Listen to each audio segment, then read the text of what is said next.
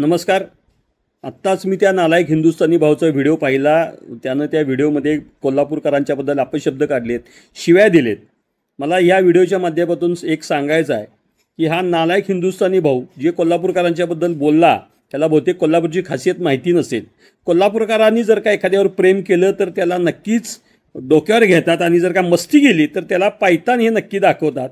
त्यामुळं कोल्हापुरात जो सध्या माधुरी हत्तीचा विषय चाललेला आहे तो राजकारणाचा विषय नाही, तो कोल्हापूरकरांच्या अस्मितेचा विषय आहे.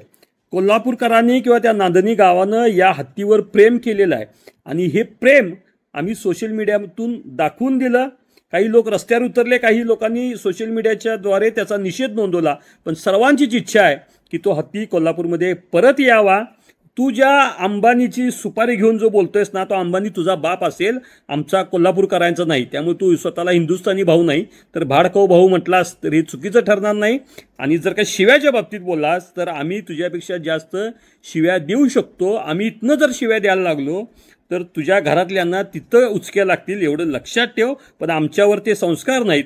आणि याचं उदाहरण जर का बघायचं असेल, तू स्वतःचा जो व्हिडिओ टाकलायस त्याचा कॉमेंट बॉक्स ओपन कर, मग तुला कोल्हापूरकर हिसका का असताय ते दाखवता येईल.